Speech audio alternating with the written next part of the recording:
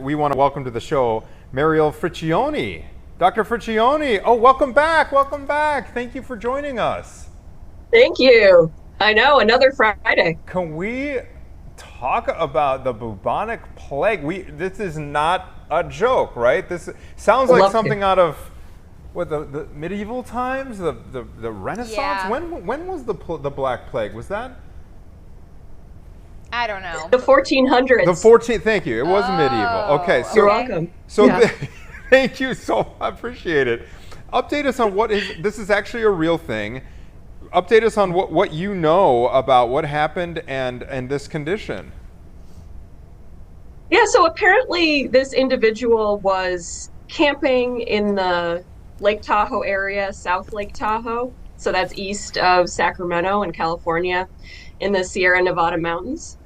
And what happens when you get bubonic plague, which is the type he got, is that a flea bites you that's infected with a bacteria, and then the bacteria goes to a lymph node, and you start getting fever, and the lymph node gets hot and very painful and swollen.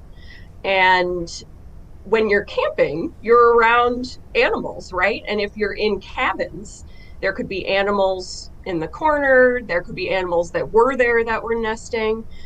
So anywhere that there can be rodents, prairie dogs, squirrels in the Southwest at high elevation, it's possible that there's the plague bacteria in those fleas that are on those animals. So what does this mean for this gentleman who caught the plague? Like, how do they treat that? Is he going to be okay?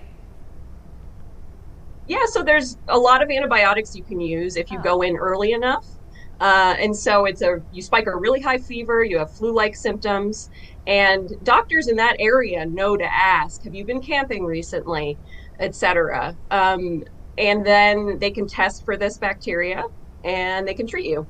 And then you get better. But the mortality, if you don't get treated, is about 30 to 100%. So it's a pretty high mortality. Exactly, because this killed thousands and thousands of people back in the 1400s. Fortunately, we have nearly 700 years of medical progress since then. So to clarify, even though saying the phrase bubonic plague, I mean, that brings so many dark connotations, but this is very treatable, very manageable if caught early. Is that correct? Yeah. Yeah, that's right. And for us in the Midwest, this isn't as big a deal. We think about ticks here when we go hiking and camping, and we wear long sleeves. We put on the DEET insect repellent to make sure we don't get tick bites.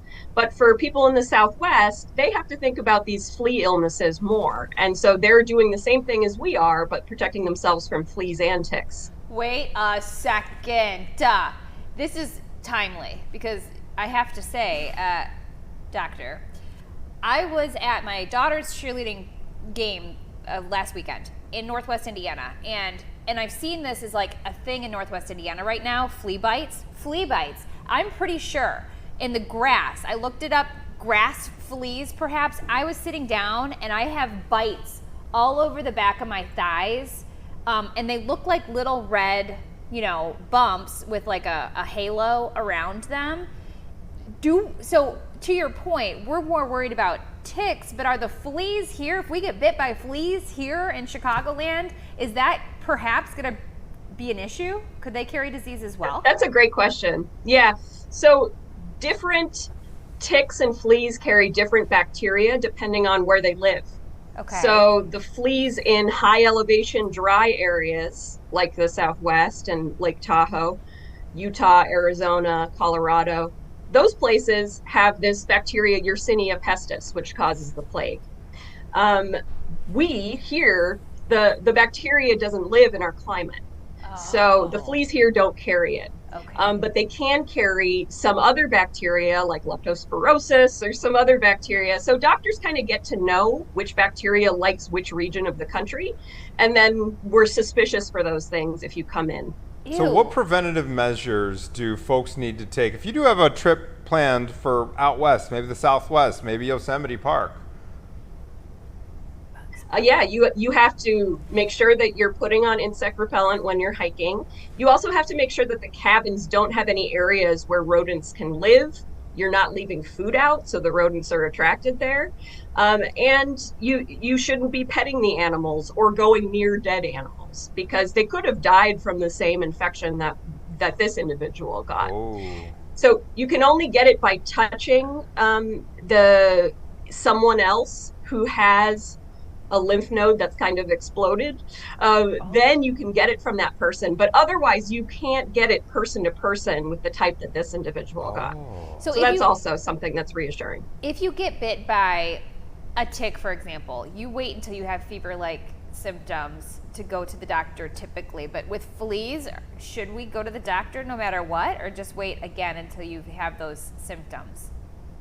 So here in the Midwest, the fleas don't bother me. It's a extremely low likelihood that any disease is going to be transferred to you from fleas, unless you have a certain kind of job where you're, working with dead animals, etc. But ticks are the thing that they can cause a rash around the tick bite a few weeks later. That you need to go see your doctor for. If it looks like a bullseye, you need to go see them. You'll get a few doses of antibiotics. You'll be fine. And then later on with some of these tick infections, you'll have joint pain, fever, headache, some really non-specific symptoms. There are some that cause rash right away that are very identifiable. And so those, again, you're going in, you're telling your doctor what you have, but you're also telling them, I've been camping or I've been hiking a lot in long grass and I haven't been wearing long clothes. I haven't been doing tick checks. And then that gives the sense to the doctor that they need to think about those things. This past week, you did a great job putting in context. Remember, we were talking about that brain-eating amoeba. All right, these things sound so scary. Will you do the same thing for the bubonic plague here in terms of context? How worried, when you hear about this as an infectious disease doctor, do you think, this happens once or twice a year, it doesn't really surprise me, but this doesn't mean the public needs to be on high alert. How do you think about the bubonic plague in this context, and how worried should campers be? Yeah, it only causes 7 infections per year. And again, they don't spread between people. So it's a really rare event that happens rarely. And you have to do very specific things in order to be at risk for it. So in the Southwest, those doctors and public health people are used to asking those questions, looking out for those things. They test animals from time to time to see if that bacteria is spreading. But here, we don't have to do that. If you're traveling to those areas, do the common sense stuff, and you should be fine. Is this the same plague as the Black Death? Is it the same strain? It is, actually. No so the way. Interesting, yeah, it is. but like you said before, there's germ theory now, right? That helps a lot. So we know that if you touch something that has a bacteria on it and then you eat lunch afterwards, you might get it. But they didn't know that back then. And so it spread incredibly quickly. And then they didn't have antibiotics to stop it from spreading to the lungs. That's when it can spread more easily, is when it infects the lungs, because then, like COVID, you are spitting out some of the bacteria when you talk, you can spread it by coughing, etc., and then it spreads very quickly. Was there something black in color?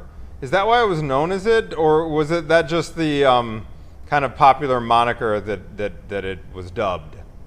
I think there are several interpretations, and this is very interesting because there's so many diseases in history that have these interesting stories. But it was the black, so many people died, and it was a black, dark time, right? But then also the buboes, when they explode, a lot of pus comes out. It was pretty disgusting. Some blood would be there, and those would scab over and look black. So this is the bubonic plague. Yeah. Bubo. Oh, we should have started off with that off the top. I believe somebody got the bubonic plague. It's wild to say, but hey, here we are in 2025. Yeah. Dr. Fricchione, thank you very much. Who knows what we'll be talking about next time? Can I ask one more question? Can I ask one more question?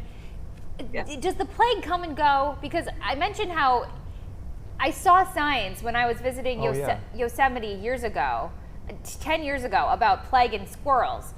are those signs just always up, or are they put up and then they're taken down? Like, is there testing being done at these parks? Yeah, there is.